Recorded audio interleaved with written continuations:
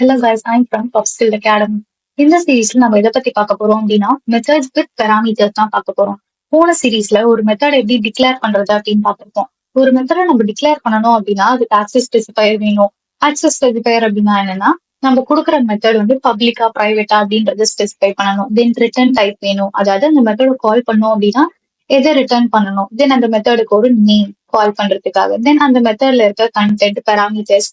So இது எல்லாமே இருந்தாதான் ஒரு மெத்தடை டிக்ளரேஷன் பண்ண முடியும். சோ இந்த சீரீஸ்ல என்ன பார்க்க போறோம் அப்படின்னா பெராமீட்டர்ஸ் அண்ட் ஆர்குமெண்ட்ஸ் பத்தி இந்த சீரீஸ்ல பார்க்க போறோம்.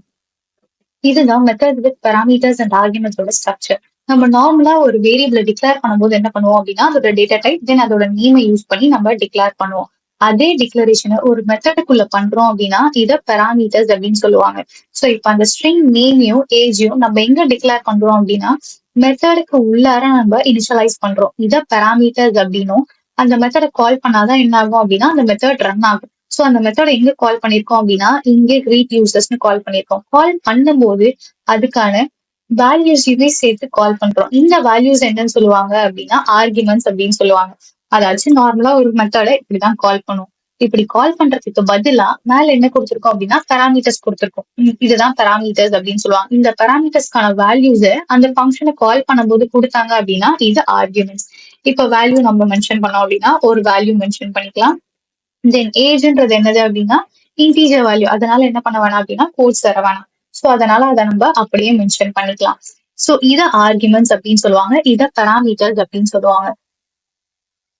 ஏன் இந்த பெராமீட்டர்ஸ் ஆர்குமெண்ட் யூஸ் பண்றாங்க அப்படின்னா ஸ்டாட்டிக்கா ஒரு நேமையும் ஏஜையும் மென்ஷன் பண்ணாம எப்பெல்லாம் அந்த ஃபங்க்ஷனோட நேம் அதாவது மெத்தடோட நேமை கால் பண்றாங்களோ அப்ப நம்ம என்ன பண்ணிக்கலாம் அப்படின்னா யூசரோட நேமையும் ஏஜையும் நம்மளால என்ன பண்ணிக்க முடியும் சேஞ்ச் பண்ணிக்க முடியும். இப்ப நம்ம நெக்ஸ்ட் டைம் அந்த மெத்தட கால் பண்றோம் அப்படின்னா நம்ம வேற நேம்ல என்ன பண்ணிக்கலாம் அப்படின்னா அதே நேமையும் ஏஜையும் நம்மளால கால் பண்ணிக்க முடியும். இப்ப எக்ஸாம்பிள் இதே மெத்தட் நேமையே நம்ம மறுபடியும் கால் பண்ணும்போது என்ன பண்ணிக்கலாம் அப்படின்னா நேமையும் ஏஜையும் சேஞ்ச் பண்ணிட்டோம் அப்படின்னா இப்ப நேம்ல ஒரு நேமை மென்ஷன் பண்ணிட்டு சேவ் பண்ணிட்டு நம்ம ரன் பண்ணோம் அப்படின்னா எனக்கு ஃபர்ஸ்ட் வந்து நான் கொடுத்த நேம் ரன் ஆகும். செகண்ட் வந்து அதே மெத்தட தான் கால் பண்ணிருக்கோம். ஆனா ஆர்குமெண்ட்டை சேஞ்ச் பண்ணதுனால அந்த ஆர்குமெண்ட்ஸ்ல என்ன வேல்யூஸ் இருக்கோ அந்த வேல்யூஸ் எனக்கு அவுட்புட்ல பிரிண்ட் ஆகும். சோ இதுதான் parameters and arguments with methods. Sorry in methods.